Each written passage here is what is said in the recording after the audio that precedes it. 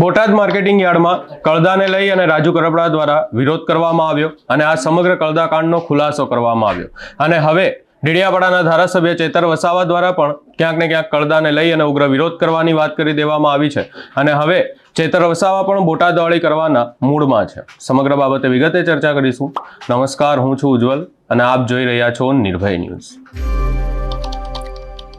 Botad marketing યાર્ડમાં કળદાકાંડનો પર્દાફાશ થયો અને હવે આ કળદાને લઈને ક્યાંક ને ક્યાંક આખા ગુજરાતમાં બોટાદવાળી કરવાના અનેક નારાઓ લાગી રહ્યા છે। એવી ચર્ચાઓ થઈ રહી છે કે હવે ગુજરાતની બધી જ એપીએમસીમાં બોટાદવાળી કરવી પડશે અને આ વાતને લઈ અને હવે ચેતર વસાવા સામે આવ્યા છે અને કહી દીધું છે અને હવે આ સમગ્ર બાબતને લઈ અને ડેડિયાપાડાના ધારાસભ્ય ચેતર વસાવા સામે આવ્યા છે અને કહી દીધું છે કે હવે હું પોતે જ તમામ વિસ્તારોની એપીએમસીમાં હું જઈશ અને ત્યાં ચાલતી કળદા પ્રથાને નાબૂદ કરવાનો પ્રયાસ કરીશ। વધુમાં આ સમગ્ર બાબતને લઈ અને ચેતર વસાવાએ શું કહ્યું, સૌપ્રથમ એ સાંભળી લઈએ।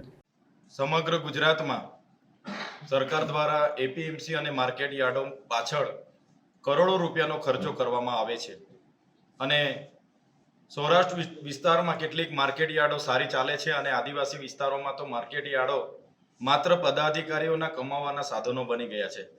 ભાડે આપી દેવાનું અને ભાડું લયા કરવાનું અને પોતે પદાધિકારીઓ કમાયા કરે છે, ત્યારે એમાં અધિકારીઓનો પણ સાંઠગાંઠ હોય છે।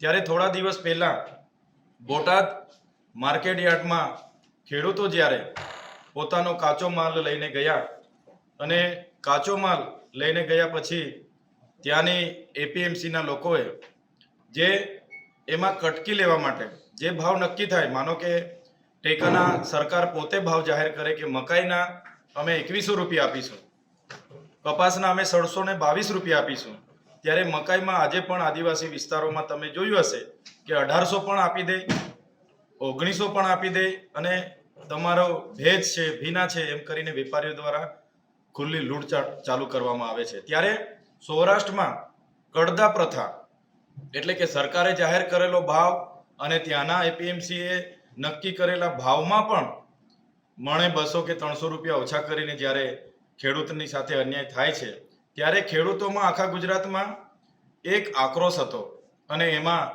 બોટાદના ખેડૂતોએ એની સામે રજૂઆતો કરી અને એનું ન્યાયિક નિરાકરણ આવે એના પ્રયાસો કર્યા। ત્યાં આમ આદમી પાર્ટીના ખેડૂત નેતા રાજુ કરપડા અને પ્રવીણ રામ પણ ત્યાં પહોંચ્યા, એમણે આગેવાની લીધી અને શાંતિથી ગાંધી ચિંધ્યા માર્ગે ત્યાં ધરણા ચાલતા હતા અને રાતે આ જગતના તાત અને એમના નેતાઓને રાતે 3 વાગે પોલીસ આવે છે, લાઠીચાર્જ કરે છે અને એમને રાતે ડિટેન કરીને પૂરી દે છે।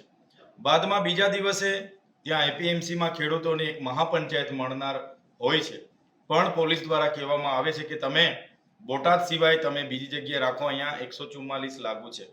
ત્યારે હળદર ગામમાં ત્યાં ખેડૂતો ભેગા થાય છે અને ત્યાં મહાપંચાયત ચાલે છે। ત્યારે મહાપંચાયત એકદમ શાંતિથી બધા ખેડૂતો ત્યાં ચર્ચા કરે છે કે ભાઈ આવનારા દિવસોમાં આનું નિરાકરણ કઈ રીતના લાવી શકાય। ત્યારે અચાનક બોટાદના એસપી ધર્મેન્દ્ર શર્મા અને એની પૂરી ફોજ ત્યાં પહોંચે છે, પૂરી તૈયારી સાથે પહોંચે છે। પોલીસ હેલ્મેટ, લાકડી, ટીયર ગેસ, વરુણ બધા સાધનો સાથે પહોંચે છે। કોઈને પણ ખબર પડે એના પહેલા એમના જ માણસો ત્યાં પથ્થરમારો કરે છે અને ત્યારબાદ ખેડૂતો પર ખૂબ મોટા પ્રમાણમાં લાઠીચાર્જ થાય છે। દોડાદોડી અને ભાગમભાગીમાં કેટલાક ખેડૂતો ઈજાગ્રસ્ત પણ થયેલા છે, સારવાર હેઠળ પણ છે અને આ પોલીસ દ્વારા અમાનવીય વર્તન દાખવીને કેટલાક દરવાજાઓ તોડીને ગામના પણ કેટલાક લોકોને ઘસડીને મારવામાં આવે છે। મીડિયાના એક બેન જ્યારે એનો લાઈવ રેકોર્ડિંગ કરતા હતા, એનો પણ મોબાઈલ છૂટવીને એની સાથે પણ અમાન્ય વ્યવહાર કરવામાં આવે છે। જેવી જે ઘટના બોટાદ ખાતે બની છે તો આપણે બધાએ જોયું છે। જો પોલીસનું એસપીનું કહેવાનું હતું કે પરવાનગી નથી લીધી, ગુજરાતમાં ભાજપના એટલા બધા કાર્યક્રમો ચાલે છે ત્યારે તો કોઈ પરવાનગીની જરૂર નથી પડતી અને વિપક્ષ તરીકે આમ આદમી પાર્ટી કોઈ પણ કાર્યક્રમો કરે ત્યાં 144 લગાડી દેવામાં આવે, પરવાનગી ના આપવામાં આવે અને પરવાનગી નથી લીધી તો તમારે તો ત્યાં જવાનું હતું, તમારે સભાને જોવાની હતી કે ભાઈ કાયદો વ્યવસ્થા બગડવો ના જોઈએ અને સભા પૂરી થયા બાદ અગર તમને એવું લાગતું કે આ લોકોએ કાયદો વ્યવસ્થા બગડેલો છે, આ લોકોએ કાયદો હાથમાં લીધો છે તો તમે કાયદેસરની કરી શકવાના હતા। છતાં પોલીસે જાણી જોઈને ત્યાંના જગતના તાતો પર જે અત્યાચાર ગુજાર્યો છે એનો અમે સખત શબ્દોમાં એને વખોડી કાઢીએ છીએ અને આવનારા દિવસોમાં એ ખેડૂતોના ન્યાય માટે અને ગુજરાતના ખેડૂતોના ન્યાય માટે આજે આદિવાસી વિસ્તારોમાં મકાઈ મબલક પ્રમાણમાં પાકે છે, આખું વરસ ખેડૂતનો પરિવાર એમાં જીવ ઝોકી દે છે અને પરસેવો પાડે છે અને પાક લઈને જ્યારે બજારમાં જાય છે, સરકાર એક બાજુ કહે છે કે 2100 રૂપિયા અમે ટેકાનો ભાવ જાહેર કર્યો છે અને ત્યાં જાય એટલે 1700-1800 રૂપિયામાં વેપારી પડાવી લે છે. કપાસનો ભાવ 1620 રૂપિયા જાહેર કરવામાં આવ્યો છે અને જ્યારે ખેડૂત નાખવા જશે એને 1200 ને 1250 રૂપિયા આપી દેવામાં આવશે. એ જ પ્રકારે મગફળી હોય, તુવેર હોય,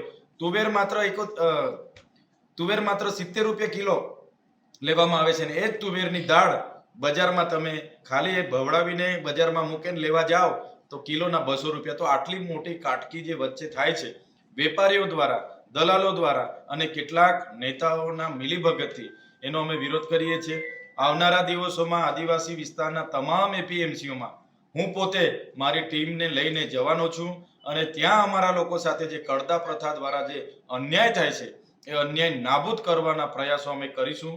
બોટાદના ખેડૂતો સાથે જે પણ થયું છે એ ખેડૂતો સાથે અમે બધા જ છે. જ્યારે અમને જરૂર પડશે બોટાદ પહોંચવાની કે ગાંધીનગર પહોંચવાની, હજારોની સંખ્યામાં આ વિસ્તારમાંથી પણ ખેડૂતોને સાથે રાખીને અમે પહોંચીશું અને આવનારા દિવસોમાં આ જગતના તાત સાથે અમે છે અને જગતના તાત સાથે થયેલો લાઠીચાર્જ, અન્યાય અમે ક્યારેય સહન કરવાના નથી.